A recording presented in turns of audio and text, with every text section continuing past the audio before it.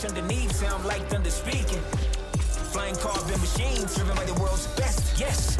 Powered by nature, raw passion, all action. When it takes, racing on water, racing with impact. Give it all, everything, give it all, everything. We are racing.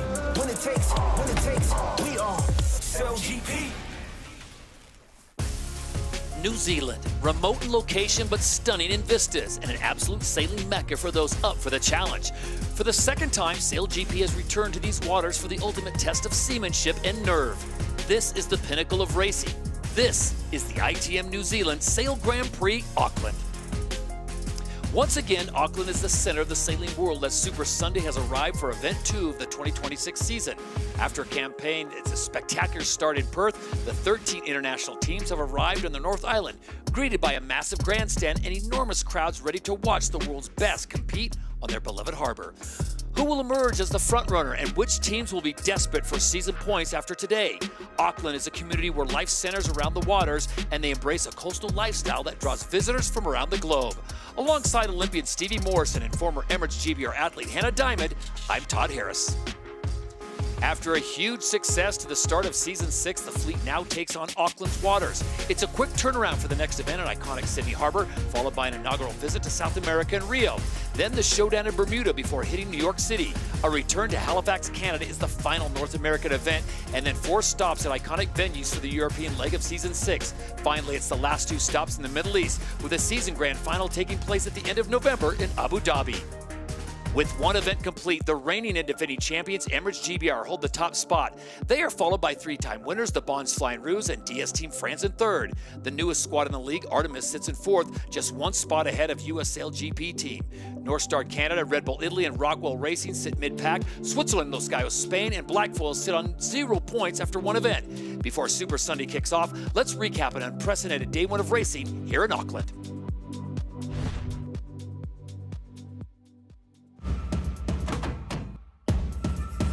Day 1 of the ITM New Zealand Sail Grand Prix. Strong, gusty winds with a tight race course had every team on high alert. Hold on. Get it. North Star having to take evasive action out there. I don't see them. Tight in the pack. Emirates GBR. Wow, drive it like you stole it, Dylan Fletcher. Oh, it's brilliant out the middle by Rock Launch, but it's a sprint now. Bonds Flying Roos, Slingsby's got a hammer down. Are we not the access? Bonds Flying Roos, Blackfoils and DS Team France were separated by just inches on leg 3. Slingsby split away and found the pressure to give the Aussies the edge they needed to separate them from the pack. Right now it is the Bonds Flying Roos, the 3-time champions. They are out in front, guys. You've got DS Team France sitting in 2nd. As the Bonds Flying Roos gets the Emirates winning moment here on day number 1, race number 1. France fought hard for 2nd, and New Zealand had to settle for 3rd. Very nice, guys. Just early on board the Swift. Artemis racing at the top. They're going to be able to absolutely drop the hammer. Race 2 saw Artemis try to get across the top of the fleet, but Mubadala Brazil's inside line gave them the advantage until the bottom gate. And at mark number 1, that is a thing of beauty. All 13 teams racing for the whole shot as Mubadala Brazil and Los Gallos out in front. The reigning champions bounced back from a poor race 1 and clawed back valuable places. Look at this here. Emirates GBR 9th to 2nd, and if you can overtake boats on a day like today, you're going to be doing pretty well. But Artemis are going to dive inside here. They have got the right of way. Outeridge, I can put money on it, will have put a protest on Los Gallos there. He's tried to dive inside. He had the right of way. That'll be interesting how that one goes, because that looked very, very tight. And the Emirates winning moment goes to the home team. The Blackfoils take the win in race 2. Canfield out of the top of the line, absolutely on fire, and Phil Robertson at the bottom. It should be Red Bull Italy that lead at Mark 1 from here. And as they approach mark number 1 here in race number 3, Phil Robertson coming awfully close, and the Blackfoils collide with DS Team France. Racing abandoned. 2 athletes were sent to hospital. The safety team secured the crew and the F-50s, ending the day in Auckland. Despite the incident that brought day one to a halt, it's DS Team France even on points with the Bons Flying Roos. However, France's boat is too damaged to continue on. Los Gallos Spain hold down third. The home team, the Black Foils, are in fourth after being assessed penalty points, but their campaign this weekend is over as well due to extensive damage. Emirates GBR and Rockwell Denmark are even on points with 9. Then it's Artemis, Germany Deutsche Bank, Buildup Brazil, and the Swiss. The US SailGP team round out the top 10. North Star Canada and Red Bull Italy at the bottom of the table. And now all eyes turn to SailGP Technologies. How quick can get these boats back on the water?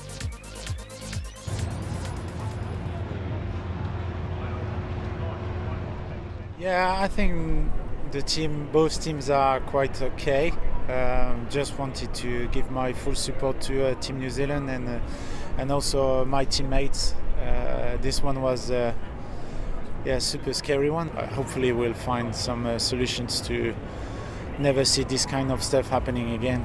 It's really hard to see a crash like that happen. I saw it happen, and it's hard to keep sailing when you see something like that because you're just hoping everyone's okay. We sort of just got through and safe, and then when they called it off, we're sort of all calling in, trying to make sure everyone's okay. And when we heard that, that's good news. But yeah, it's hard to really focus on results when there's a bit of chaos going on like that. Yeah, I guess firstly we're just wishing athletes involved all the best. It was obviously a scary incident to see. They were just a of us, so you're just wishing them all the best. So for the first time in SailGP history, we will have a new format for Super Sunday. We will be going with split fleet racing. And here is Stevie Morrison to explain today's new format and the path to the event final. Well, that's right. With challenging conditions on the race course today, the decision's been made to race in split fleets, 2 groups, A and B. SailGP's been trialling this format in practice to optimise race management and minimise congestion on a tight stadium-style racecourse, and in light of an increasing forecast on day 2 here in Auckland. The fleet is divided into 2 groups, A and Group B, based on the current event leaderboard. In the split fleet groups today, the teams scored points with their group: 5 points for first, 4 for second, 3 for third, 2 for fourth, 1 for fifth, and there's none if you finish any lower than that. Each group will contest 2 fleet races, 4 fleet races in total. As this event will include both fleet races from yesterday and split fleet races from today, the point of each group will be combined into a single table that includes the points earned yesterday to calculate who's going to make it to that 3-boat winner-takes-all final out here on the water today. All right, thank you very much, Stevie. As we now take a look at the brackets, here's how it breaks down. DS, Team France, and Black Foils obviously in Group A cannot go. So that group in Group A will be Emirates GBR, Germany Deutsche Bank, Buildup Brazil, North Star Canada, and Red Bull Italy. Group B will consist of the Bons Flying Roos, Los Gallos Spain, Rockwell Racing, Artemis, Switzerland, and US SailGP team. So for the first time in SailGP history, Super Sunday will be split fleet racing.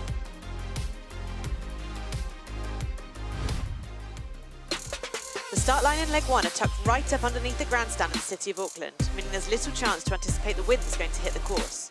The fleet make a left turn at Mark 1 and head down to Gate 2, where yesterday we saw the wind at the bottom of the course was much stronger than at the top, so it was all about linking the patches of stronger wind together.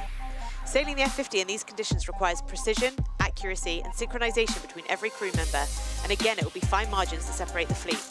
More space on the course with a split fleet format will free up tactical opportunities, especially with a shifting and unpredictable wind that's forecast. So a 7-way split now becomes a 5-way split, as DS Team France and the Black Foils of New Zealand will not be racing. So that means it's Brazil, Canada, Germany, Italy, and Emirates GBR. Right now we check in with the 4th member of our team. Here is Olympic silver medalist Lisa Darmanin.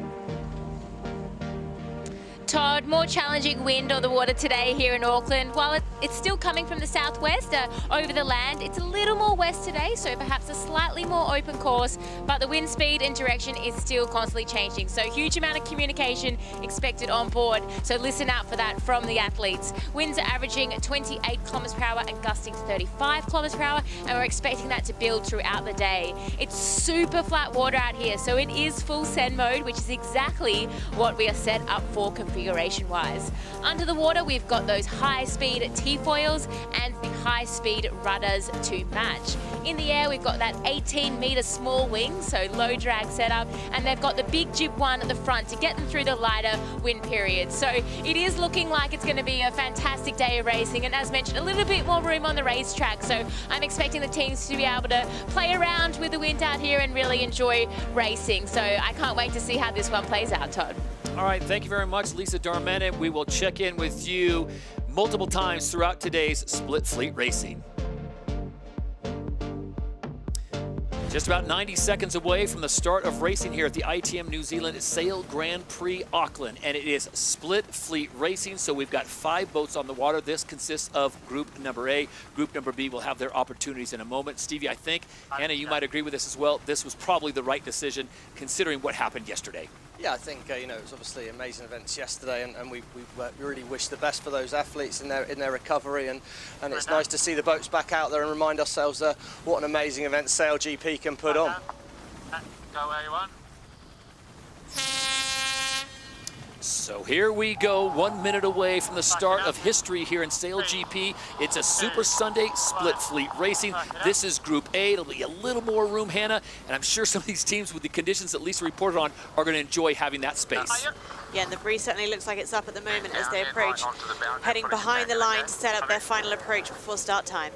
I think interesting as well, the group here, we can see Emirates GBR, big favourites in this group, really. If you think of the traditional ranking, it's perhaps ended up with a slightly, let's say, weaker group here, but let's see if the other teams can prove us wrong. Emirates GBR, bottom of the box. They'll be looking to try and dominate that downwind end of the start line. That shows where the pole predictor sits there. That's the shortest way. Phil Robertson, Red Bull Italy, shuts the door in front of Emirates GBR. At top of the line, the Rolex pole predictor sits on board North Star Canada. Quickly changes to Red Bull Italy, but I think the Italians will struggle to accelerate from here. All about timing now. North Star winding up. Germany, Deutsche Bank are coming through hot. Oh, what a start by Eric Heil out of the middle of the line. The Germans are lit up, and it's now all about who's going to drive hard towards here. Mark 1, look how high they're flying. It's got a skid on the Italian boat. They got too high. No. They got too high, too high. They skidded sideways, massive leeway skid. No boats near them. They've got the boat back under control. It's really dramatic at Mark 1. As they make the turn at Mark number 1, Emirates GBR finds himself underneath the Germans. So Germany, Deutsche Bank yielding that position with North Star Canada on the outside. Brazil's come correct, so Mobudla Brazil back in the conversation. Course opens up now, Hannah, so it's all about finding the better breeze. I do like where Deutsche Germany Bank are going. We can see on the bottom of our screen, darker patch on the water. That should signal more wind.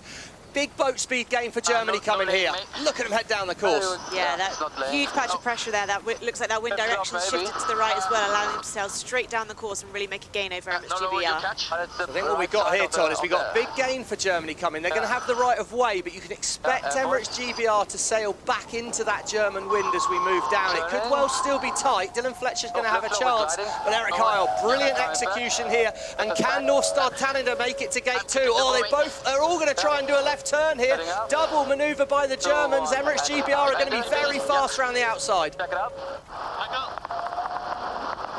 Too wide at the bottom gate as Germany tries to stay clear. Here comes Emirates GBR on their right and North Star Canada on their left. Germany have got to keep clear. Chance to put the clamps on at least. We're seeing the boats desperate to head towards the right-hand side of the upwind leg here. Is there a big advantage breeze-wise that way? Oh, Stevie, it's so hard to tell. It is sort of funneling along that grandstand a little bit with that little bit more west in it. But as you can see, everyone's a little bit out of control, and that's because when you get that big power surge from the wind, it really changes the force on the boat. The other thing we're seeing, there's this big cloud moving in, so I'm expecting the breeze to increase quite rapidly very soon. That's good. Hannah, I think the one thing that for the people, you know, you can kind of only see the interaction of the water with the wind quite suddenly on conditions like this. Look at the size of that grandstand. You can see, look at those white caps, the white marks on the water just showing just quite how windy it is. They've got the big jib on at the moment, which not only does it kind of help you stabilise the direction, but actually they're going to be super overpowered in these conditions. So they're really trying to keep the boat just under control as they sail directly up the course in this right-hand shift. Yeah, massive wind shift, big difficult decision here, Todd. Potentially an extra manoeuvre for Emirates GBR, but it's high risk to go slow. Now they're going to follow here. Left turn, early jibe coming for both these boats. Tricky manoeuvre. Look at all And the it's wing. North Star Canada, they went over 100. Oh, that was so fast, but both boats a little bit out of control. No. Big gust. Top end of the course, Todd, you've just got no time to see the wind coming. We always talk about, can you be proactive rather than reacting to the wind? Well, it's nearly impossible if you can't see what's coming. You're guessing. Coming down, 2, 1, coming down. I'm kissing windward.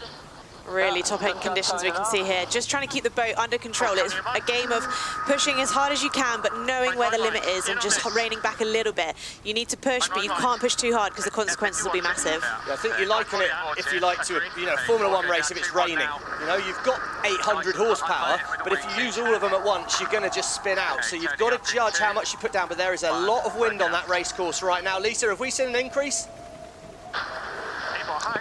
Yeah, as I was saying, that cloud's pushing through and a massive increase. Everyone's very much struggling to get the boat around the course. The roundups which we're seeing right now are incredibly difficult. So this is very top-end sailing for these athletes. Trying to harness Mother Nature here as they make their way at Gate 4, the DP World Gate. We are halfway through race number 1. We are split fleet racing situation here. Group B getting ready to go. And right now it is North Star Canada out in front. Emirates GBR sits in second, all the way back to Germany, Deutsche Bank. And here comes Martini Grail and Mubadala Brazil making a move. Yeah, done a nice job around the course here, Todd, of keeping it simple. North Star Canada have done that as well. What I wanted to ask Hannah is, we've got the small wings, okay, but that's the voice of Paul Goodison getting pretty heated on board. They're trying to get the boat up through the wind into that safe angle, but they've got the J1 jib. They've got the bigger front sail on the boat, and I think that's why they're a bit overpowered.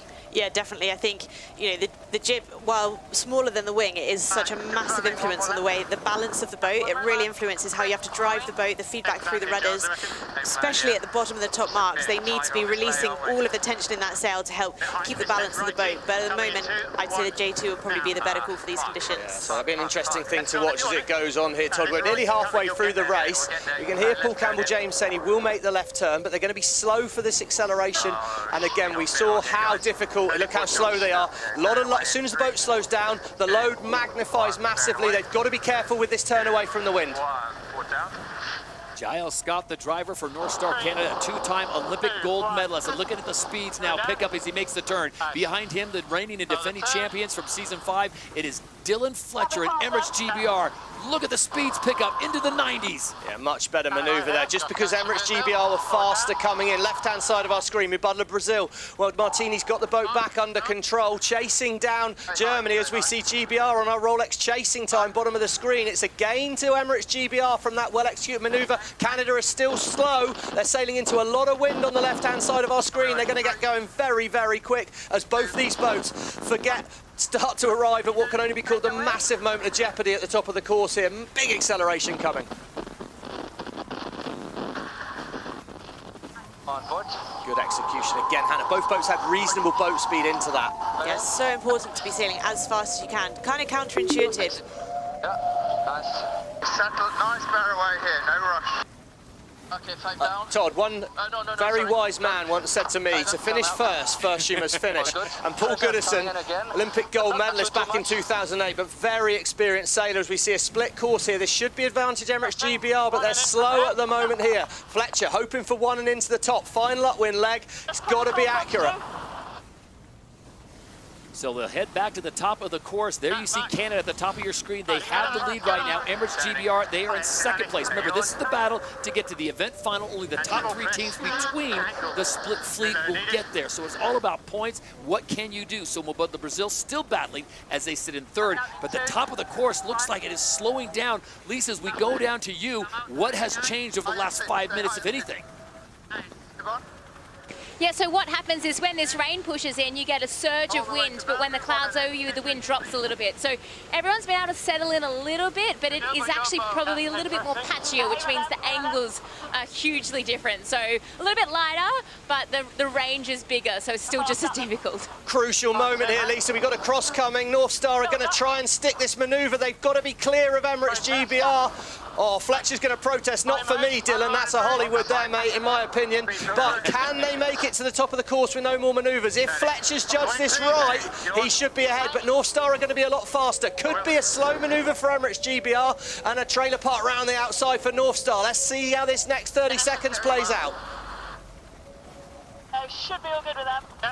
Hannah Mills thinks they're good for the turn, Todd, but look at they're this. slow. They're slow here, and they're going to have to accelerate hard under the crowd. Big moment coming up in the race. Matching wits are two Olympic gold medalists, Dylan Fletcher on the left side, Emirates GBR, and you've got Giles Scott of North Star Canada. Here we go. He's hooked him. He managed to slow the boat enough and hold North Star outside. Match race manoeuvre there by Fletcher. Very aggressive. Oh, look how high they've got on North Star. They've accelerated, but they've got to stay out the back here. Great work by Dylan Fletcher. Great work by Giles Scott. Two masters trying to milk it across the finish line. And as they come to the line, the Emirates winning moment goes to Emirates GBR, who get it done on the penultimate leg. They get past North Star Canada. What a great showdown here, and that was just race number one. Oh, there we go. That was busy out there. Excuse any language out there. You know, Hannah Mills there. Just the sheer sort of tension and emotional investment in the racing. It's very hard for the sailors today. But Stevie and Hannah, to Hannah's point, can you imagine in these conditions if all 13 boats were out there right now? I can imagine it, Todd. I'm quite glad to not be seeing it. Red Bull Italy dive on the inside of Mubadala Brazil here. Phil Robertson. Points are going to count when we get to this tighter racing. Really, really crucial points in the season here. Red Bull Italy, Phil Robertson. It's not over till it's over. Good comeback. They're going to try and glide across the line here. But no, I just think the wind is so dynamic and changeable, Todd. It's different when the wind's smooth and you can kind of... Consistent. And you can sort of map out your course and you have that bit of predictability. It's a different skill set. It's slightly more accurate, slightly more detail. You've got to sail with more margin on a day like today, but things can change that are out of your control, and yeah, more boats on the course just puts too much jeopardy. So the final results right now, it is Emirates GBR that gets the win. North Star Canada gets second place. It's all about points. Germany Deutsche Bank holds on for third after being in that whole shot position, and Red Bull Italy follow up with fifth place, with Mubadala Brazil now coming in fifth. And they will take the final points. Now remember, this is all about points, 2 fleets. So that was group number A, Stevie. We now get ready for group B. But that was a master move by Dylan Fletcher at the end. Yeah, really great. As we see here, we get 5 points for the British team in that race. So that puts them up the leaderboard a little bit right at this moment in time. They've moved up there in their group, still behind the French, but the French, of course, not racing. So even if the French are at the top of the leaderboard, they won't be able to compete in that 3-boat final. They're finished in 3rd place. Great result for Fletcher.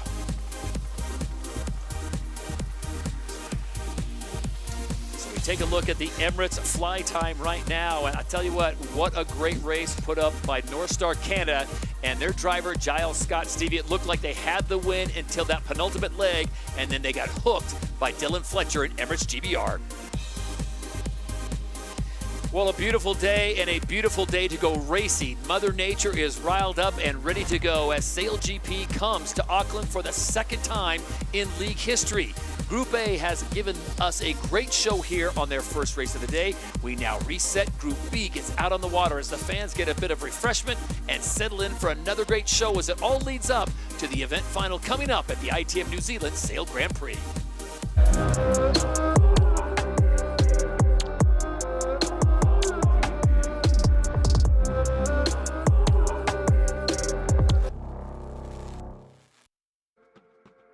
We're here as part of the land restoration project, so all about restoring the ecosystem here on Motutapu, reducing the sediment runoff and leading, to a healthier ocean. They've planted seedlings. They're coming up through the grass, but the grass is still smothering them. So we were basically releasing them, letting them get up to be able to reach the sunlight. And then once they get the sort of foundation of that cover, then the soil starts to become healthy. And once they can get above the grass, they're okay. We're just trying to correct the balance. When you see a lot of sediment run off into the water, it makes it very hard for anything to function. And what they're trying to do here is really restore the land to a state where it's a lot more resilient to high rainfall. Keep count of how many you do. We need to put on this cover crop, this blanket, it's plaster, and hold it together. SailGP, Emirates, the Black Foils, Ngāi Tamaki are trying to rejuvenate the coastal boundary here and let one of the HPA's high protected marine areas out here flourish as best it can. But it's actually about just nurturing, supporting and binding together whenua, because whenua should run under the ocean, not into the ocean. This is our chance to lead as mana whenua, to challenge, to lead all of our community's responsibility for our environment, our climate. It's one of the major issues in the Hauraki Gulf, and this is one of the very first initiatives I've seen actually tackling it. Well, everyone here right now, makes a living, follows their passion on the ocean, but the scientific ecosystem is so connected that it matters from here out there into the moana. With SailGP, we really try and use the platform we have, and it's really been about shining light on some of the issues the ocean faces, and an important part of what we do at SailGP. Waves crash underneath, sound like thunder speaking. Flying carbon machines, driven by the world's best. Yes, powered by nature, powered by nature. We are SailGP.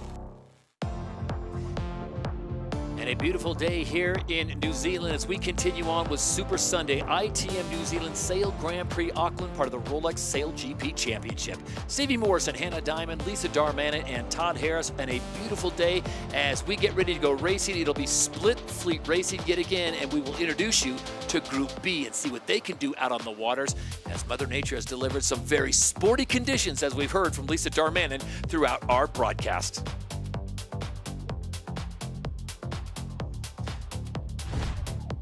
We'll take a look now at Group B. So it will be the Bonds Flying Rouge, the Swiss, it will be Artemis, it will be Rockwell Racing Denmark, Los Gallos Spain, and US SailGP team. Now they'll have 6 teams out there, all trying to battle for points as everyone tries to point themselves into a top 3 position in the event final.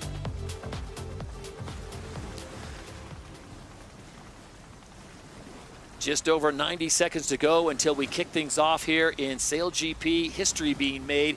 This is split fleet racing. Normally 13 boats on the line, but today, because of the incident yesterday with 2 boats colliding with the French and the Kiwis, we have decided to split the fleet, and now we will try to see who goes to the top 3 at the end of 2 races for each group. This is Group B. Up your board up. Going on it. And so now we are just 1 minute away from racing for Group B. All right, let's go now. And Hannah, I feel like this group really is pretty stacked. Sometimes it's the way it can work out in group racing. The results are from yesterday and they just pick them off in an order. First goes in Group A, second and third Group B, fourth and fifth Group A again. And it's just the way it's worked out. This group is stacked. Yeah, I think with just 2 races yesterday, scores sometimes, that's just the way that it falls. But the scores today really count for everything if the boats want to make that last 3 final. 32 seconds to go here. See Swiss early back into the box. Australia, Bonds Flying Rouge coming in late. That's been working quite well in this windy conditions. It's a small box. Speed you travel here goes so fast. Artemis, right hand bottom of the gate there. They're going to struggle for space with the Bonds Flying Rouge spinning in front, I'd imagine here.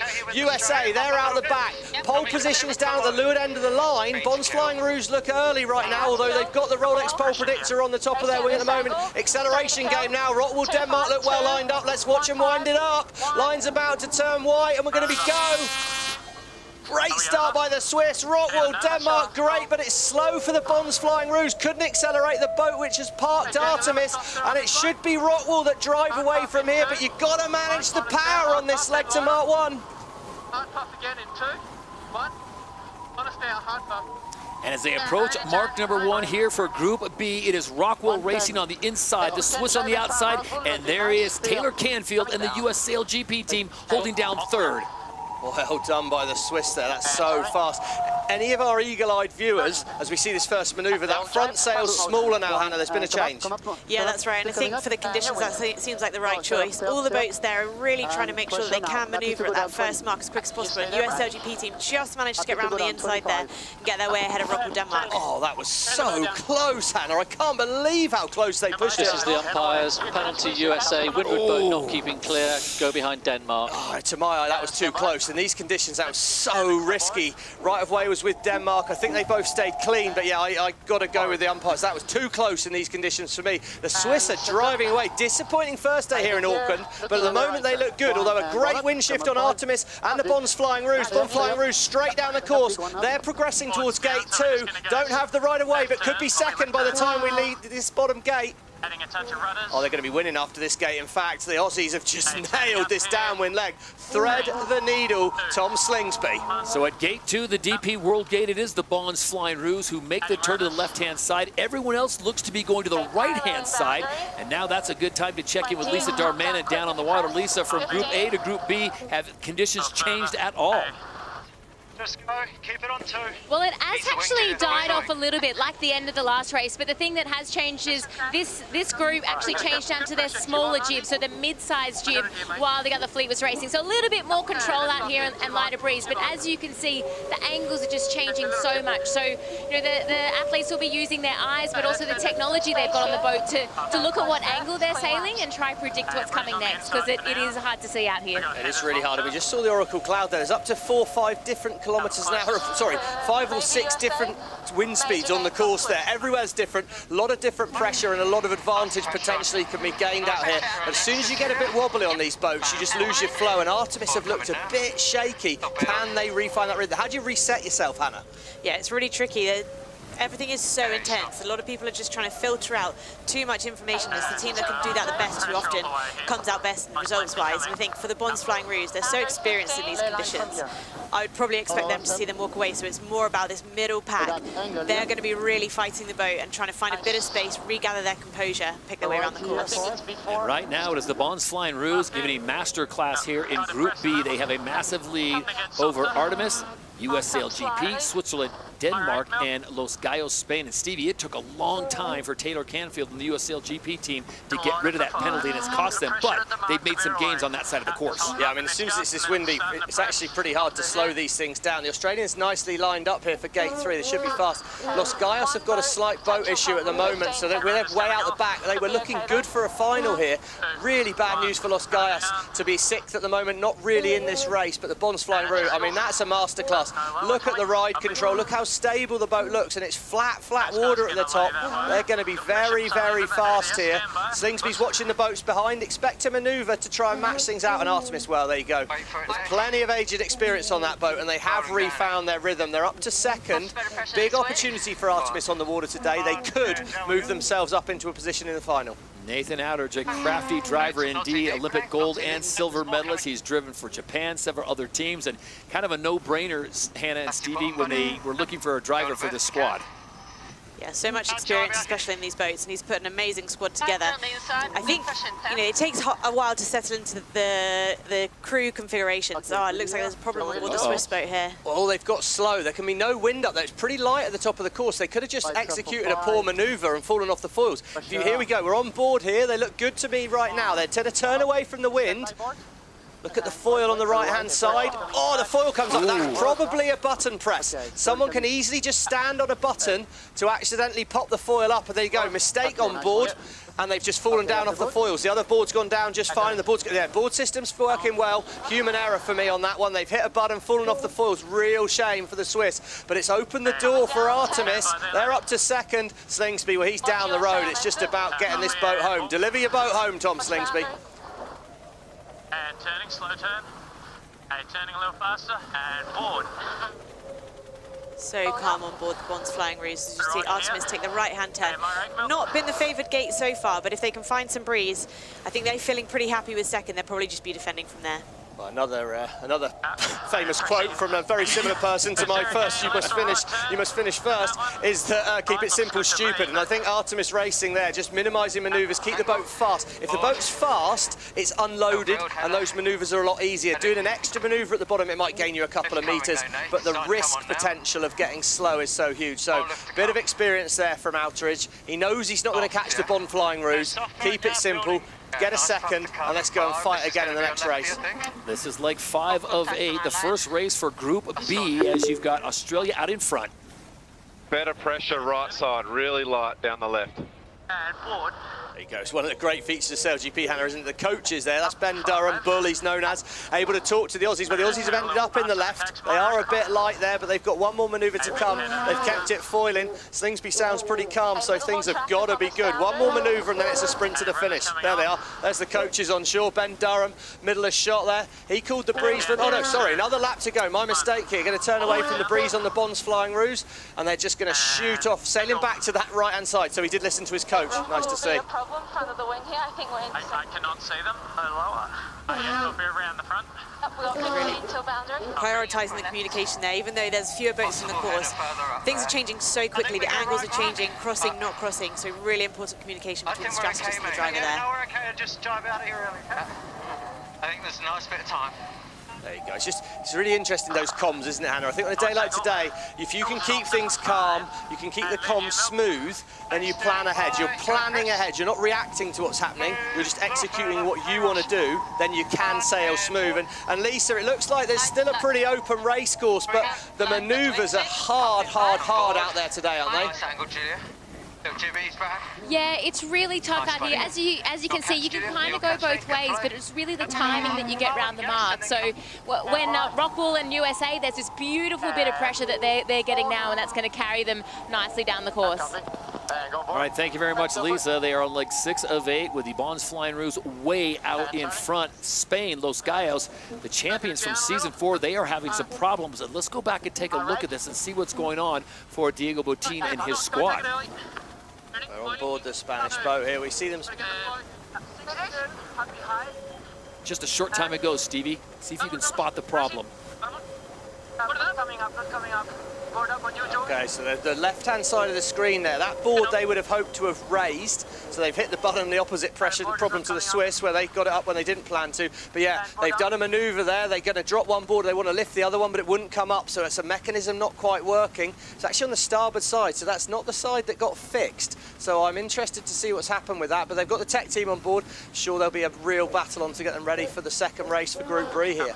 Well, this is deja vu all over again. If you flash back to yesterday, in the first race of the day, it was Tom Slingsby and the Bons Flying Roos that came out and made a statement here in Auckland as they claimed the first win before that incident with the Black Foils and DS Team France. And right now, Stevie, he looks so comfortable here on these waters of Auckland. Yeah, I get the impression the breeze has dropped a little bit and the boat's better balanced. Hannah mentioned how if you've got a big front sail, you see the one here that's about to flap as they turn through the wind. Of course it doesn't flap, it's Tom Slingsby, silly me. It was perfect, just ghosted the boat through the breeze. But that smaller sail, the boat's better balanced. So, you know, as they turn it, all the grip's better set up.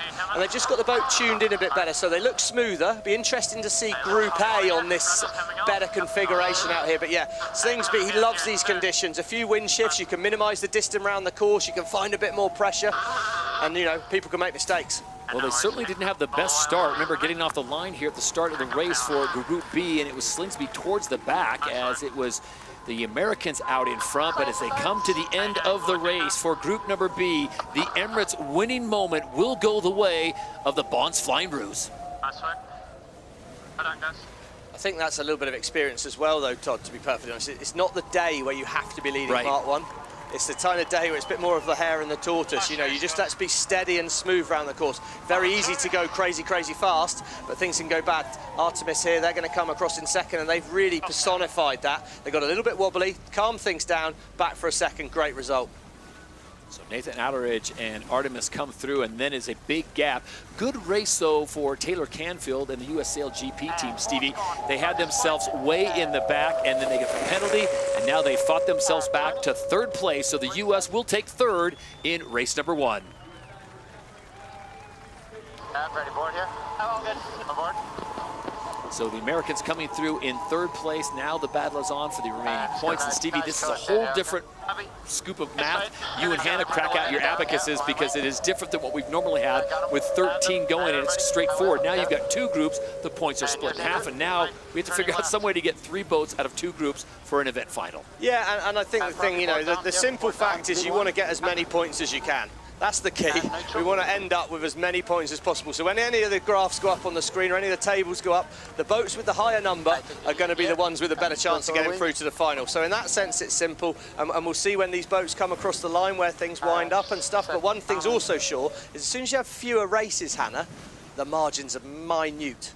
Yeah, and that's why we always say you've got to hit the ground running with an event like this. You can't afford to start on a bad race. So for the teams that have got a bit of catching up to do, they'll be making sure that gaining every point that they can in these races, but it's not easy out there. All right, we go down on the water. The winning team, the Bonds Flying Roos, coming in with their shore crew. They'll get some hydration. They'll head back in, make any adjustments they need to. We go on board, and we can talk with their driver, Tom Slingsby. Tom, I hope you're available to chat with us as you got a tough situation, but take us through that race and the different conditions that you faced today that you saw on Saturday. It's once again, it's very challenging conditions. The Brit's a bit further right, probably a bit more steady than we had yesterday, but the bullets are a lot harder. So if you get a real strong bullet of wind, like a lot more wind into the bottom mark, it's a real handful today. So I think you're seeing a few loose moments from all the teams, but yeah, challenging conditions. Tom, appreciate your time. Stay safe out there. We'll see you in your second race of the day, and hopefully the Bonds Flying Roos will be in that big event final. So that gives us a chance to take a look at the Emirates fly time, and with this wind, Stevie, you'd think, oh, everyone's flying 100%. It still takes a lot of skill to keep them upright, and that skill went the way of Nathan Outteridge and Artemis as they go 99.7% fly time over the course of that race.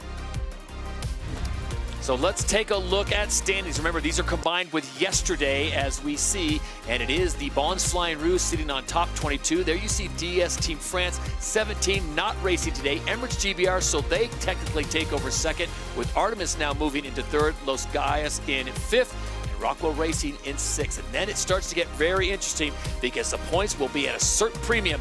Both fleets now, the A and B, each have one more race to go before our event final. So if you're scoring at home, we are now back to Group A. For the first time in SailGP history, Super Sunday is split fleet racing. DS Team France in the collision yesterday with the Black Foils, both those teams are out. So, Stevie, is it a massive advantage that there are just 5 boats for Group A as opposed to 6 groups for Group B? Yes and no. Simple answer for my opinion. Way to take a stand. I kind of feel like in these conditions you're racing yourself. The wind's so shifty and so changeable that if you've got to deliver your boat round the course smoothly and sail fast, that's so much easier said than done. But yeah, I don't think it matters who else is out there with you too much. It's about racing yourself and racing yourself well. 20 seconds to go before the start of Group A as we have split the fleet today here in Auckland. Stevie, look at the wind speed. It is picking up, so this is going to be very sporty as we're 10 seconds away. Yeah, bottom end of the line looks good to me, and we can see that Emirates GBR are lined up well. Phil Robertson on Red Bull Italy are good, but the Rolex pole predictors on Great Britain here. Emirates GBR look like they're going to get it done. What a start by Fletcher, and he's at full speed. They're going to be down the road come Mark 1 here. Massive opportunity for the Brits, but you've got to be careful to judge how hard you push on this first leg to Mark 1. Key thing to watch along here is how much is the foil come out. You can see all the boats are a bit lower in the water than yesterday. Yesterday there was a lot of foil showing, and that's how you generate those side skids. They might not be going at maximum speed, but you've got control and you've got the chance of being consistent. Emirates GBR, the reigning and defending champions here, coming into season 6, and the winners of the first event in Perth last month. They tip the clock and they go 90 kilometers an hour, and they have the lead as they get the whole shot at Mark 1.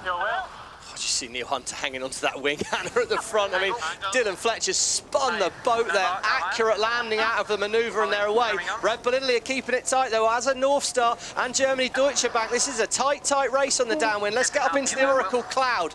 Look at that live speed. GBR, well, they've accelerated out of that manoeuvre quicker. They're going so quick, but they just got more wind as well, Han. Yeah, that's right, but Germany Deutsche Bank do a really nice job. They pulled off that manoeuvre a little bit earlier, making some gains down the course. The breeze is up. We're over 32 kilometers an hour of breeze, so this turnout's going to be really crucial. Gate 2, the DP World Gate, and it is all on. Germany makes the cross. Emirates GBR goes to the bottom. So will Red Bull Italy with Phil Robertson. Giles Scott, North Star Canada coming in very hot.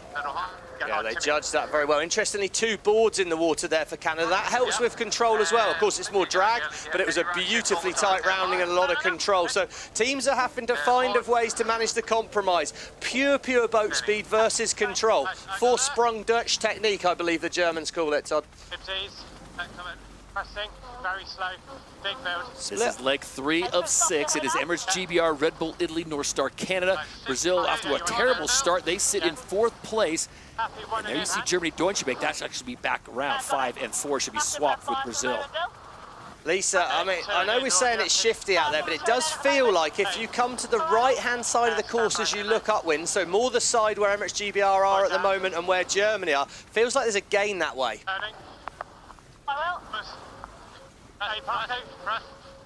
I'm not sure if Lisa heard that, but I just feel like what I mean by that is you look at the bottom of our screen, it looks like there's a little bit of a darker bit of wind, Hannah, maybe, and just constantly seems to be a gain to the teams that come this way. Up where Red Bull Italy are in Canada, they're able to minimise the manoeuvres, but you don't get as good a view on the wind because of the grandstand, do you? The wind's sort of a bit more of a surprise, perhaps a bit more of a lucky one needed. Yeah, that's right. And sometimes when you head that way, right underneath the grandstand, you can be lucky, you can have good pressure under there, but also you might end up with no wind, and then you're sort of stuck going in and out in lighter pressure. And I think Emirates GBR look like they're doing a really nice job just now. Really good shift, sailing right up the ladder lines in good pressure, and North Star Canada struggling to come out of that left-hand corner. Yeah. Crucial manoeuvre here. All about trying to keep the wing quite near the centre of the pod just before the bear away. Big moment for Stuart Biffle here. He was a bit wobbly on the first race, but this one looks pretty much picture perfect to me. Yeah, look at that. Wing stays near the middle, boat accelerates, tight in the pack. Ooh, inside this is going to be close. North Star have got the right of way, but Deutsche Bank, no, Deutsche Bank are over the top. They're clean, they own the mark. Red Bull Italy have got to be careful of North Star Canada here. Rob Robertson's got to be sure, and they've got to accelerate the boat well. Very smooth by all three teams there. Now you've got to get away and accelerate into the next manoeuvre. North Star, great work by Giles Scott. Had to be an early manoeuvre, but can they accelerate quick enough? And everyone chasing Emirates GBR out in front. Hannah Diamond's former team as we go down on the water one more time. Check in with Lisa Darman. And Lisa, it looks like there's holes all over this course. We go from 90 kilometers an hour where they drop down to 30. Right turn again.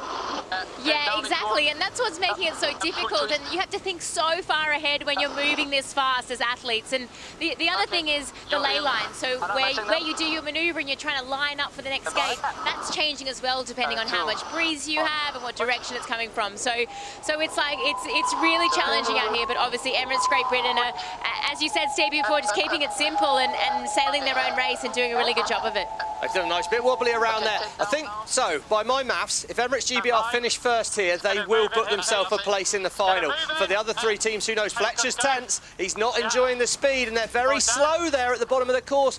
Big opportunity for Germany, Deutsche Bank. They're going to split the course here. Bit of a reset needed, quite right, Hannah Mills. It's all about Emirates GBR re-accelerating, but opportunity. As soon as you've got that kind of leverage, as a tactician, you're nervous, aren't you? I mean, the wind shift looks good to Emirates GBR now. If it rotates left at all, could be a gain back here as Italy. It's not looking good for the Italians. They've had a wobble and they're off the foils. They've missed that one. Yeah, if it shifts to the left, Hannah, chance for Germany to gain here. Yeah, that's right. And I think, to Lisa's point, we're on board Italy there, and we can see them. They've dropped the board into a jibe, but they just got a bit low as they dropped the board. The boat stayed too low in the water, too grippy, which meant that Robertson had to really spin it, and that just threw them off the bow there. The load on the turning, the G-force on these things. Almost lost a team member there with a big spray, so it is still Emirates GBR out in front. This is like 5 of 6, and they are just cruising away. Stevie, look at the gusts. They seem to be picking the right course and the right spot every single time. Really nice and calm on board there. I'm sure it doesn't feel that way, but their communication just seems like they're really happy with how they're sailing the boat. They've got a nice cover on Germany there, so it'll be very hard for them to get past from this position. They've done a nice job. We're into the finish here, Todd, after that. They're just about keeping up to track of where we are getting around this course, yeah. And as much as they look like they've got a bit of a split, Emirates GBR have been happy to do an extra manoeuvre. I think one thing I've seen from Emirates GBR today, they're happy to do an extra manoeuvre on the upwind leg to put themselves in good wind for the top of the course. So Emirates GBR make the turn as they can see the finish line, and this may be just enough points to put them into the event final. Meanwhile, Germany Deutsche Bank having their own private battle with North Star Canada and Giles Scott. They have the speed, and it looks like they're going to get the mark. But as they approach the line, it will be Emirates GBR that comes across, and the Emirates winning moment goes the way of the Brits here on Super Sunday as they close in on this victory and a potential spot in the event final here in Auckland. Yeah. 2 foils in. Two foils in gliding. They're already debriefing the race there, and they're clearly enjoying their sailing out here. Great result for Germany. Deutsche Bank, they're going to throw an extra manoeuvre. North Star Canada, I think it was worth trying to sling it in there, but all the teams behind made mistakes. They had a bad manoeuvre at some point in the race, and a bad manoeuvre today, it's 50 or 60 metres that you just can't afford to do. So really got to respect the basics out there, because they're just not in any way easy to do.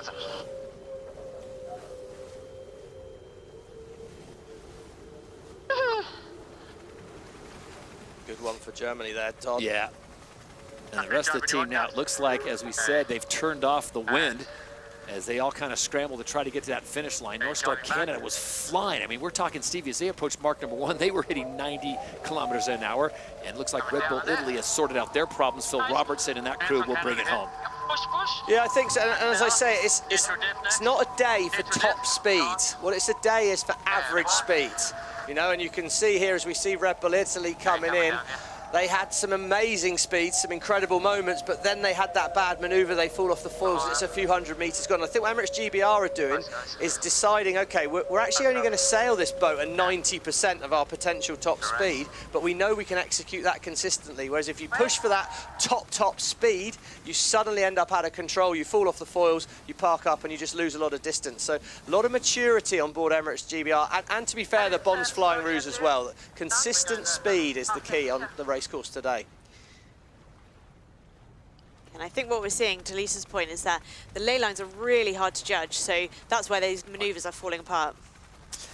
All righty, we now go down on the water, and Emirates GBR brings it home with a big victory. We were able to talk with Dylan Fletcher. Dylan, after a chaotic day yesterday, how were you guys able to regroup and focus on the matter at hand and in this new format with split fleet racing? Firstly, just fantastic racing out here today, on nice and breezy, flatter water. As you can see, it's very difficult handling, super puffy and shifty, but we're just trying to make the most of it. Hannah, is it a strategist day today? It's an everyone day today. Yeah, it takes the whole team to get this boat around the race course, and just trying to minimise mistakes. As you can see, everyone's struggling to get around. It's yeah, massive wind pressure.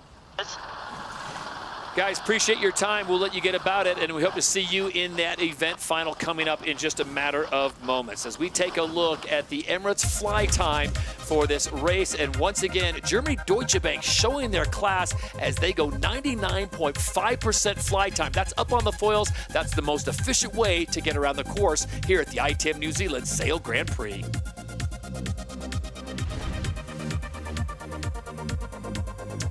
So the fans having a great time. The rain has held off for the time being as the Rolex SailGP Championship and SailGP has come back to Auckland for the second time as we get closer to the event final here in the City of Sails.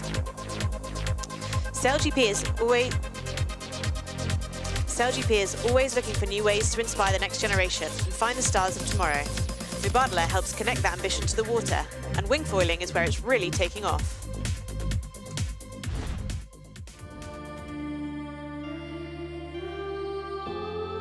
The Inspire program, it just gives us such a cool opportunity to wing foiling in front of thousands of people in a grandstands next to the SailGP boats. I'm like, you're kidding. There's no way. I started winging in 2020 when COVID hit, and as soon as I popped up on the foil, face just instantly lights up and I was instantly hooked. Then when the SailGP came around and they were like, just like, wow, Amy, this is cool, you gotta go. 5-time Olympian, but she's just my crazy old mum. I know that she got the gold in 92 and then the silver in 96 and then the bronze in Sydney in 2000. She's just a huge role model. It's I always try to be mum first, but then the sort of like the coach comes out of me and every time, and sometimes Amy goes, dial it back, mum, dial it back. Women sailing only first entered the Olympic Games in 1988. So to have that one was first ever gold medal for women's windsurfing. Very, very similar to what the journey that windsurfing went on way back in the sort of early 80s. if winging gets into the Olympics or keeps moving forward the way it is, it's such a fast-growing sport and there's so many more people in it. It's super cool. So now society and sport is recognising that actually if you want women to stay in sport, we need just a little bit slightly different, support to be able to get there. And why can't women steer SailGP boats like Martine? Finally, there's no reason why we can't do this. We just need more support. And so, goodness, that sport has woken up, and just because you have a baby doesn't mean that you have to retire and just be a mum, which I was told to do.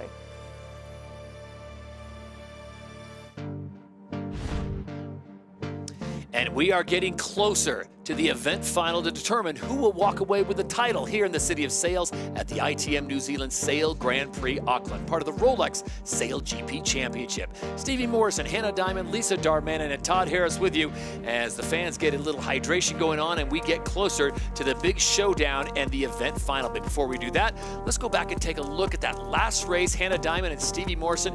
It was very exciting, and once again, Emirates GBR with a big flex. Yeah, another great start for Emirates GBR, and you can see Red Bull in Italy and Germany Deutsche Bank just giving themselves a little bit of tussle at the top of the line there. Emirates GBR sailing the boat super smooth on that leg one. The breeze was up for the Bearaway there. Yeah, we saw some windy moments in this race here, and we saw Emirates GBR. They just kept things pretty smooth, really, and they looked fairly imperious early on in the race, but they did make mistakes later on, and it did get tight in the pack. Cutting the corner on a day like today is not really the move, though, is it? North Star just occasionally getting too slow. Yeah, and you can see some of the manoeuvres are really difficult. Emirates GBR just looking a little bit more comfortable. That round up there, the breeze is much stronger at the top of the course, so it's really important that they can nail these manoeuvres. Red Bull Italy just making a big mistake here and falling back into the pack again. So we are just moments away from the start of the next race. This will be the final fleet race of the day, and then we will be able to have that event final. Meanwhile, we're getting reports down on the water that Denmark are having some problems on board their boat. They're trying to sort it out. Looks like they're going to have a board issue there, so we will see if they need the shore crew to come on board to help them fix it, or if they can do it themselves. Stevie, these boats are simple in nature, but they are very technical underneath that carbon fiber. Yeah, hugely technical, and I think the thing you get on a day like today is they're doing quite a lot of crashing. So they're going from full speed where they're up and foiling to some big crash downs because of the sort of changeable, variable nature of the breeze. So as soon as you do that, you put massive load through all of the units on the boat, and that's where you can perhaps have some of these slight teething problems. It's just so hard to sail the boat smoothly that there's a lot of extra force going out on the boats, and yeah, that's just meaning we're having a few delays as they try and keep things tidy.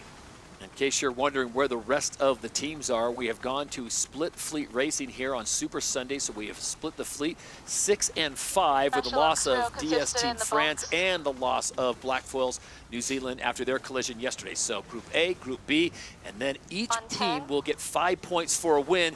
At the end of each of these two races, we will find out who the top 3 teams are on points, and we will have ourselves a good old-fashioned event final here in New Zealand. All right, let's go.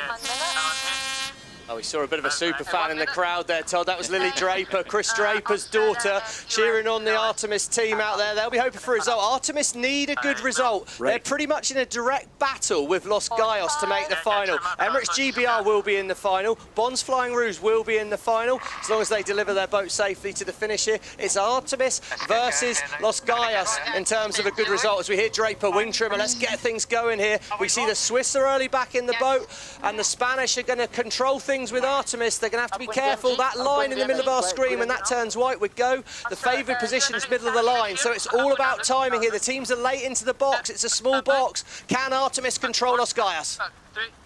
Foiling up. Good manoeuvre here by Artemis. The Swiss, I love the positioning of Seb there. He's got the boat set up well on board Switzerland. Rolex pole predicts on Artemis, but he's going to struggle to accelerate with the US team there. Canfield control things. Line's about to turn white. Who's got it right?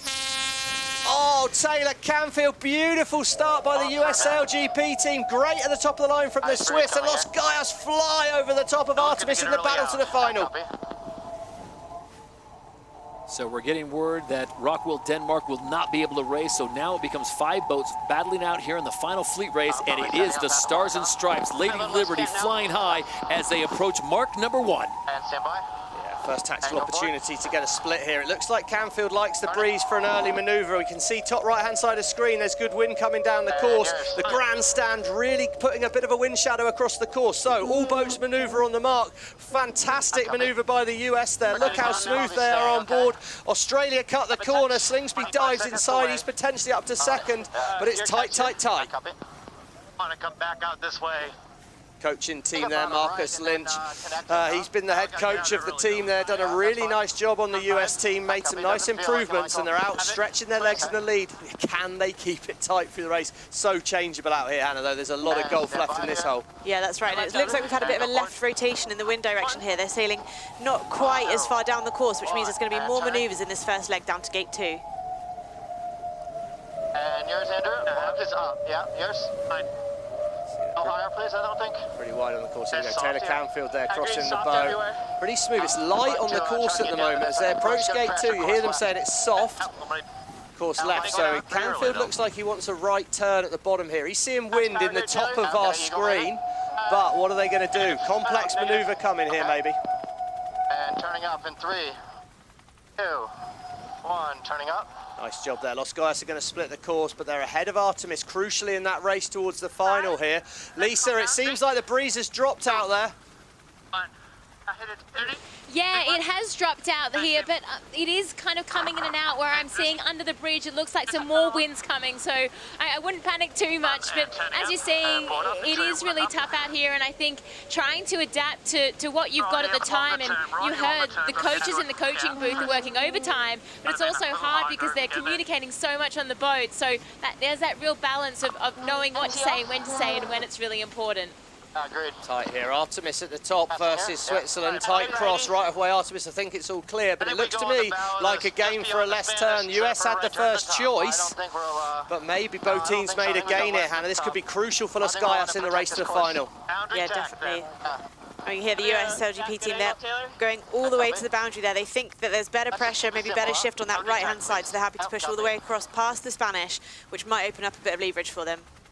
And as it stands right now, guys, it would be the Bonds Flying Roos, Emirates GBR, and Los Gaios, Spain that would be going into the event final. Oh, my maths teacher would be proud of me, Todd. I thought I had that right in the head at the moment, but it's consistently been better breeze at the bottom of our screen, where that is right now. We'd call that the right-hand side of the course. However, look at the wind shift that the Los Gaios have got. They're sailing nearly directly up the ladder lines, progressing towards that next gate very, very quickly right now. They could cut the corner on the US here, but it's all going to come down to the wind at the top.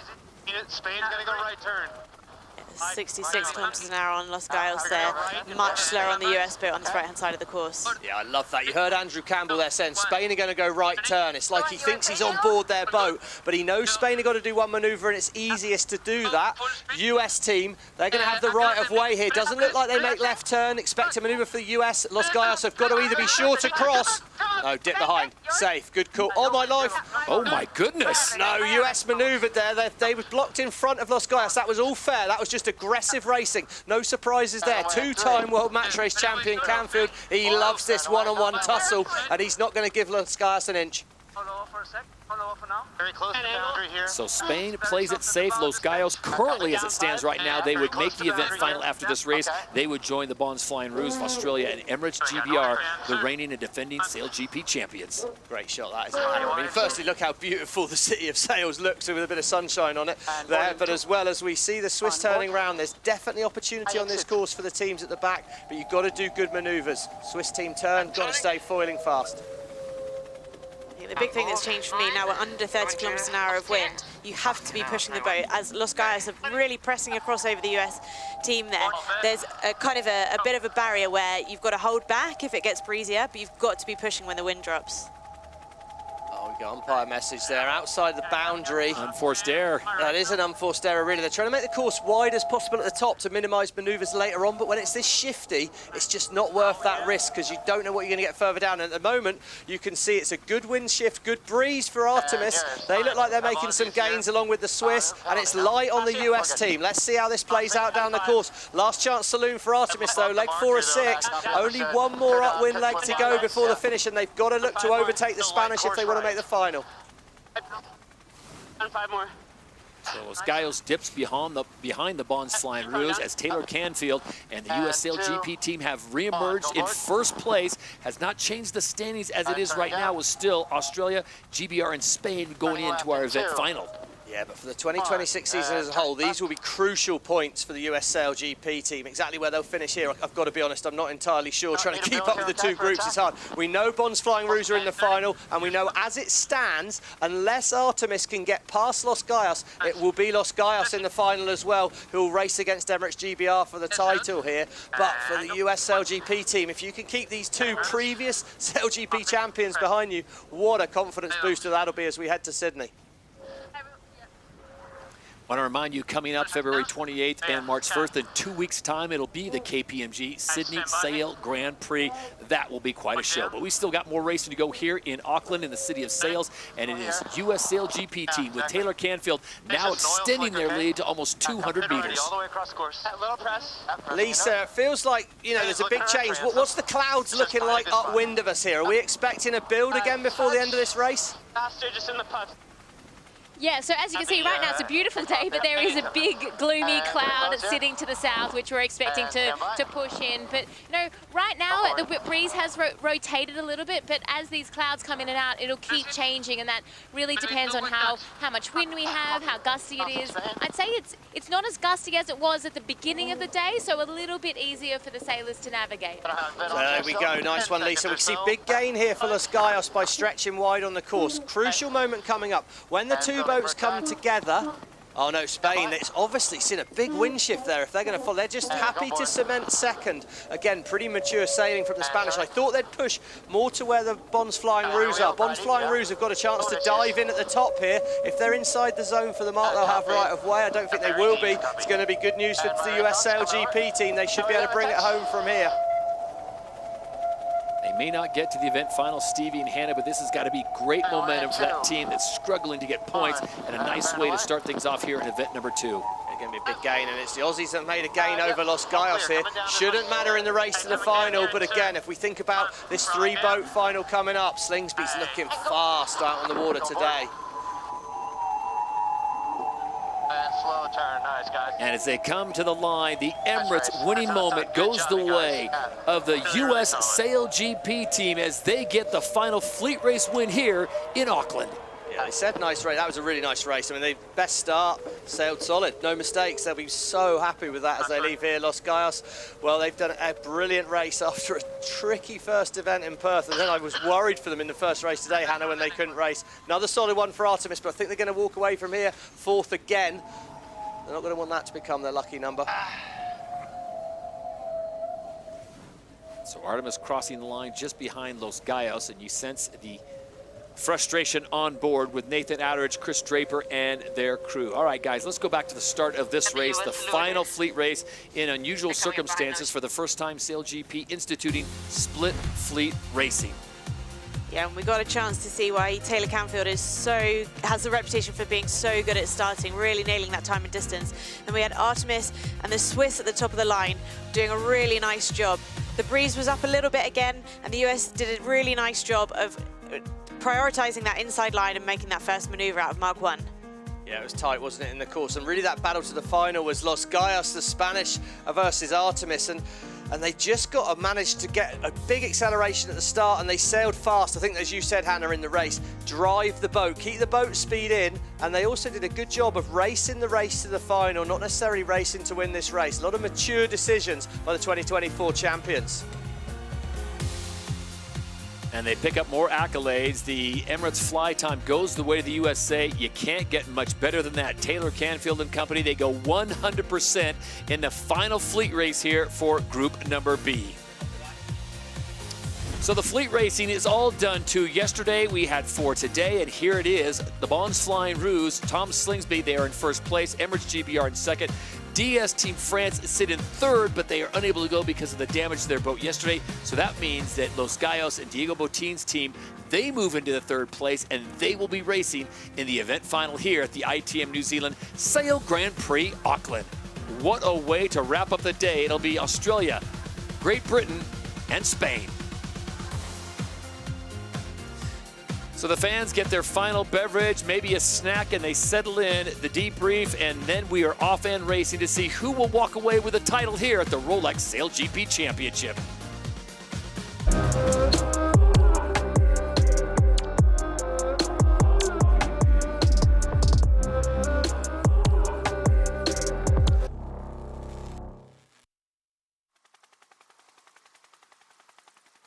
And we now are able to go down on the water, and the Bons Flying Rouge wing controller in the race HQ area, Ian Jensen. Ian, what are you seeing out there, and what are you telling the guys out on the water about what the best path is and how they're going to get this victory?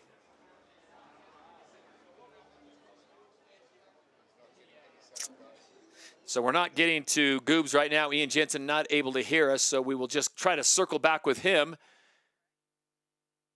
And our apologies, little technical issue right there. So, Stevie, let's talk about this. The three teams that are in there, you've got Great Britain, you've got Australia, and you've got Spain. The way they've sailed, obviously, I think a lot of people would say it's the Bons Flying Rouge day, but that last race, what a race by Diego Botín and the Spanish. Yeah, absolutely. And do you know what?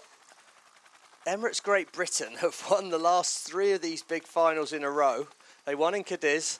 They ended up winning Abu Dhabi. They won there. They know how to win a final, and they're getting better, Todd. All right, let's check back in and see if we can get Ian Jensen at Race HQ. Ian, if you can hear me, give us your thoughts on the day's racing so far and what you're advising the team. Yeah. Hey, just give us an idea of what you're telling the crew out on the water. Yeah, sorry, Stevie, we're just in the middle of a debrief here. We're just looking at the course at the moment, and the shifts on the breeze obviously pretty unstable, and just seeing a bit of a right shift across the course. So just trying to manage that for the start area now. Guys, busy time up there. We apologize for barging in, but thank you for that insight. So it will be the Bons Flying Rouge, Emirates GBR, and Los Gallos, Spain, that'll face off one last race for the title here at the ITM New Zealand Sail Grand Prix Auckland, part of the Rolex SailGP Championship. Waves crash underneath, sound like thunder speaking. Flying carbon machines, driven by the world's best. Yes, powered by nature, we are SailGP. Auckland, New Zealand, a city framed by the Hauraki Gulf, and is connected to nature all over the country. Just beyond the skyline, black sands and rolling dunes await at Te Henga and Bethel's Beach. Sail to Waihiki's world-class vineyards or venture further to Great Barrier Island's untouched beauty. From Northland's Matapuri coast to Taranaki dramatic shores and Fiordland's legendary Hump Bridge track, New Zealand isn't just a destination, it's an adventure starting in Auckland. And for the second time, SailGP has returned to these waters. What a great host. Our thanks to the great fans and organization here at the ITM New Zealand Sail Grand Prix. They have been fantastic hosts all weekend. The weather, well, Stevie and Hannah, we asked for wind and we got it. We had to push up the schedule just a little bit because of an impending storm coming in, but this is setting up to be a great race as we take a look at those who will be participating. Of course, it'll be Los Gallos, Spain, the champions in Season 4, the champions in Season 5, Emirates GBR, and the 3-time champions, the Bons Flying Rouge. So we have all the royalty here in SailGP. Yeah, huge final, 1 minute 50 to go, and it looks like there's big breeze. Look at the top right-hand corner there, Hannah, that rain coming through. There's going to be a big push of wind. It's windy on here. Teams are going to have to adapt, be ready for it. I anticipate this right-hand side of the course, bottom of our screen, being favoured as that comes in, but the teams are going to need to be sharp, and this one's going to be windy. Yeah, you can see all those white caps on the water showing just how much the breeze has picked up. It might be a little bit more as that rain cloud pushes through, but I think it's going to be a race of who makes the fewest mistakes rather than who's got a perfect score. Yeah, not crucial to lead at the first mark here, Todd, I wouldn't say, but it's never normally a bad thing. So start's still crucial, but executing with this wind build, it's very windy on the front of the squall here. As we see the boats lining up, they're going to be late back into the box here. Nice. Turning up. And go. No. And with that, we are 1 minute away from the start of the event final here in Auckland. We will check in with Lisa Darman as soon as the race gets underway. But Stevie, to your point, in the distance, you see that storm coming. You see the rain, you see the wind. So they're trying to get this race in before it gets too hectic. Yeah, that's right. We see our AI graphic here, which just shows what a dominant force these teams are in terms of the wins they've had versus the racing they've done. As we see their 13 event wins for the Australians, the Bonflying Rouge, they know how to do it. But it's been Emirates GBR that have been the ones doing it lately, and it's all about acceleration into this start and picking your time. First to turn back, Emirates GBR. Fletcher controls things, but it's the Bonflying Rouge that are going to set things up. It's going to be a dive inside here by Tom Slingsby. We're right above the fleet now with 13 seconds to go. Look at the colour of the water. The wind rose, bottom of our screen shows 45 kilometres an hour. It's windy. Spain's got them all trapped to the top. Los Gallos have control. He winds it up. It's going to be very, very fast as the line turns right. What a start here by the Spanish. It's loose. It's really, really loose at the top. It's so windy. You've got to manage your power across here. Don't put the foot to the floor. And it's the champions from Season 4, Los Gallos, Spain. Look at the speeds, over 90 kilometers an hour as they hit mark number 1 here in the event final in Auckland. Oh, you've got to manage how fast. We're nearly at 100 kilometers an hour on board the Spanish. Everyone driving these boats is an Olympic gold medalist. Everyone driving these boats is a SailGP champion. This is the best of the best. And the Rolex sprint leader is Los Gallos. They've got control. Can they keep things smooth around the course? Early manoeuvre, rain coming in top right-hand side. Lisa, it's all changed in the last few minutes. Yeah, so full on. As you can see, just trying to tame these F50s is so difficult. But, you know, now they've got through Mark 1, the next challenge is this roundup. The rain's pushing in now, so it will settle down a little bit, but it's full throttle out here for the final. Definitely feel it's not full throttle. They're all backed off trying to hold things and keep it safe. Tough on here, big picture, okay? What does he mean by big picture? In my opinion, what he means by that is this is the long game. Let's not make a mistake early, push too hard, get too fast. Rounding up here, a lot of power as you turn up through the wind. I'm not sure that's how he wanted the picture to look right on that round up there, but they're still in the race. It's tight. There's only 6 seconds in it, and we're only at gate 2. All the boats are backing off a little bit here. They're not pushing at full speed, but Spain, expect them to manoeuvre as soon as the Bonflying Rouge do. There go the Bonflying Rouge. Spain should react to that soon. I really like where they've positioned themselves there. Know that the right-hand side's been strong all day, and they're just stretching out the distance between manoeuvres to give themselves the time and the space to execute them really nicely. Yeah, it's going to be a good move here. Emirates GBR, the advantage of being last sometimes is you actually get to put the attack on, roll the dice, as it were, a little bit early as we see a manoeuvre by Emirates GBR. How well can they turn the boat through the breeze? Good tack. Great tack by the British, but you can see they're nursing the boat through the wind. And on our ladder lines with the wind shift it is at the moment, well, it's Emirates GBR in the lead.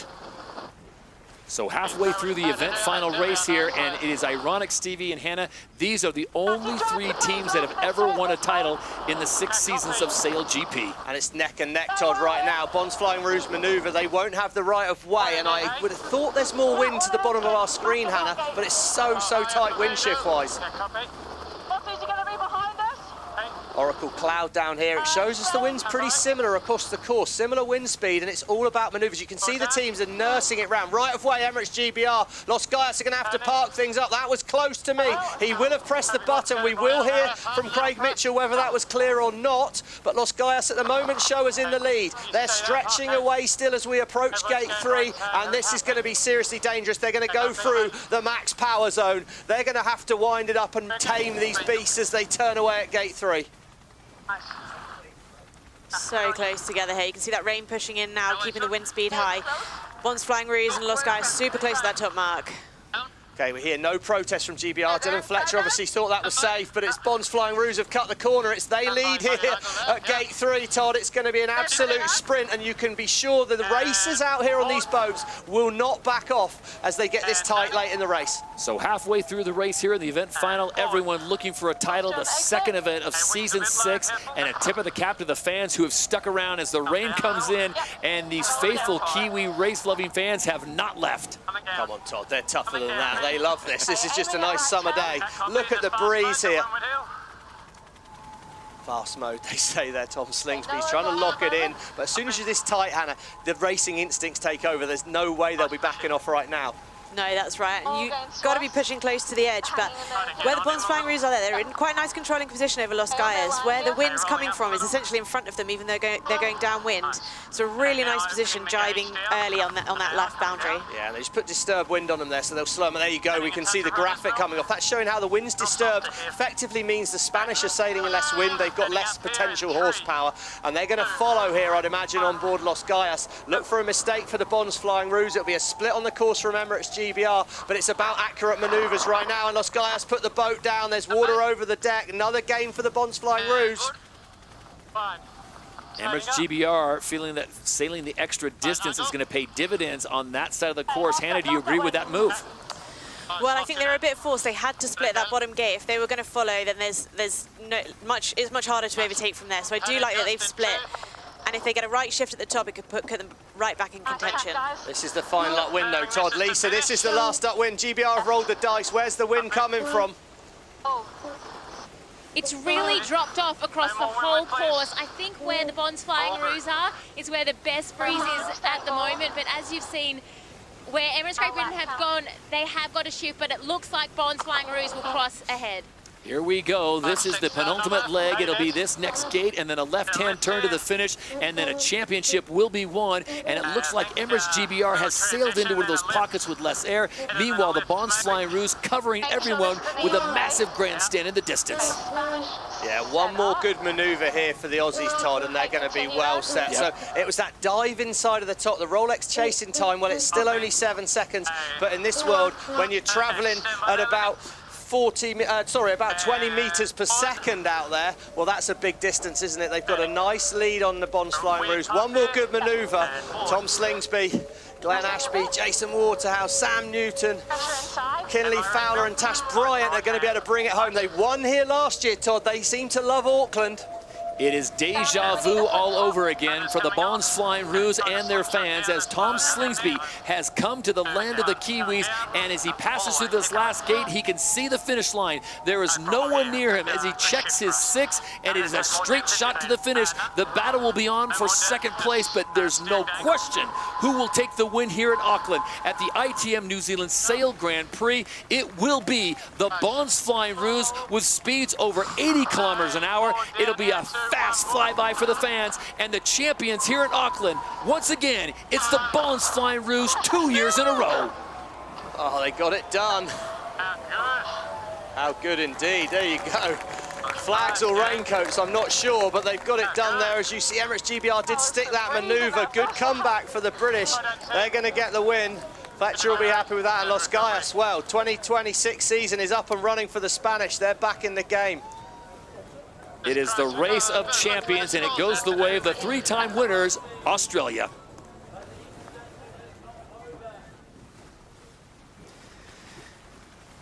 Well, what a race, and once again, Stevie, we've always said this, you and Hannah, the cream always rises to the top. They kept it simple, and once again, it was Australia as we go back and take a look at the start of this one. Yeah, and Los Gaias really got in a controlling position there, and were able to mark their turn down towards the line, hit the line with speed. It was really windy at this start, so controlling that line between pushing too hard and making sure that you're pushing hard enough. They had the lead at Mark 1, but it wasn't all their way on the way to the bottom gate 2.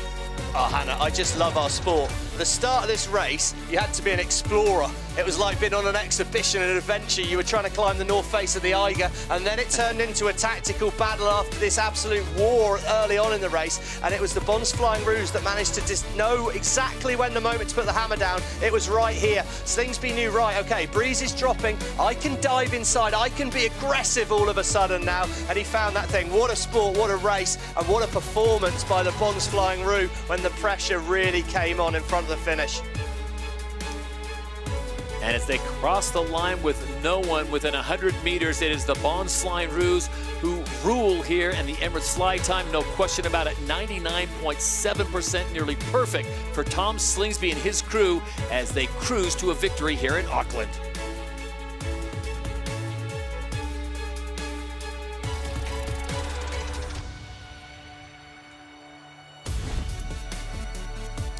that was the moment that they got it done and they realized that they had it done, so they will make their way to the shore for the prize giving. But once again, Stevie and Hannah, it was such an impressive performance by the Bonds Flying Roos. They kept it consistent and they just got it done in very challenging conditions. Started off yesterday with a win, Stevie. They ended Sunday with another one. Yeah, I mean, this is just a solid outfit, isn't it? And I mean, we can see down there Ian Jensen. We saw him in the coach's booth. Again, it's super sub Glenn Ashby's come in late. Hannah, I mean, he's had 2 seriously difficult events to just step in as a wing trimmer, and they've come away with 2 podiums and a win here in New Zealand. Yeah, you couldn't have asked for more difficult conditions to step back on the boat, to be honest, but he's obviously done an amazing job. So let's take a look at the event points. It is the Bonds Flying Roos. They pick up 10. Emirates GBR finishes second with 9, and Los Gallos finishing in third with 8. DS Team France end up with a best case scenario with 7 points, with Artemis finishing in 5th. Germany Deutsche Bank US SailGP team with a strong finish in 7th place overall. I can see our precision athletes of the day out here in Auckland, and well, Glenn Ashby, wing trimmer, he makes it on there, as does Jason Waterhouse, and that Australian speed team is on fire today. So quick at the start, Phil Robertson and Hannah Mills, well, Emirates GBR, first time they've not won for a while, but they're going to be pretty happy. But yeah, my MVP for the weekend, Glenn Ashby, super sub. We'll take a look at the DP World fastest speed of the day. We had some amazing speeds going around Mach 1, but it was North Star Canada reaching 101.99 kilometers an hour, breaking that 100 kilometer an hour mark on a super windy weekend here in Auckland. Well, before we continue the celebration here for the Bonds Flying Roos here in Auckland, we want to remind you it's just 2 weeks' time and we are back at it again. Hopefully the Black Foils and DS Team France can join us. But coming up next, it will be the KPMG Sydney Sail Grand Prix from one of those beautiful cities in the world, coming up February 28th and March 1st. This summer, the world's fastest race on water comes to the famous harbor city. SailGP is back for the 7th time in this iconic venue. Perfection from Slingsby for iconic racing. New teams, new rivalries. Witness Tom Slingsby and his 3-time SailGP champions, the Bonds Flying Roos, take on the world's best. It will all come down to a winner-takes-all final. Don't miss out. Always excited to get back to Sydney Harbor as we get ready to give the prize giving, and what a great showdown after yesterday's catastrophic collision between the Black Foils and DS Team France. The best news is everyone is on the recovery and on the mend, and we wish them the very best. And now the shore crews will have to go to work and see if they can get those boats ready for the next race. It's coming up in just 2 weeks' time. Stevie and Hannah, your final thoughts. Hannah, I'll start with you as we turn the corner and head back to Sydney. Well, I think the fact that we had the only 3 drivers that have won a SailGP Championship racing each other in the final shows the level of the fleet is just rising all the time, but these 3 teams are consistently up at the top. So a really great final race, and you know, after yesterday, I think a fitting way to end the weekend with the way that it did. And there are the championship standings as it is right now, dead even between the Bonds Flying Roos and Emirates GBR, both winners of the first 2 events. DS Team France TV still in the hunt though, and a lot of racing still to go. Stevie, as we turn to Sydney, what do you think? I just think it just show how we really are racing on the edge here, aren't we? And it's full on, it's very scary. And my thoughts go to Louis and Manon, to speedy recovery, and to the safety crews that would have had such a tough day yesterday. My thoughts are with them, but yeah, congratulations to the Bonds Flying Roos, but yeah, everyone get well soon. All right, that will wrap things up from the City of Sails. Our thanks to our great hosts here in Auckland. The ITM New Zealand Sail Grand Prix comes to a conclusion, and the winners, the Bonds Flying Roos. As we turn our attention now and head across the Tasman Sea, it will be the KPMG Sydney Sail Grand Prix, February 28th and March 1st. So for Stevie Morrison, Hannah Diamond, and Lisa Darmanin, I am Todd Harris saying goodbye for now. The big winners in Auckland, it's the Bonds Flying Roos. This is the pinnacle of racing. This is the ITM New Zealand Sail Grand Prix, Auckland. Oh, what a start, but they got too high. They got too high. Oh my God. Oh, the fall. Look at the speeds, over 90 kilometers an hour, and the champions here in Auckland. Once again, it's the Bonds Flying Roos 2 years in a row.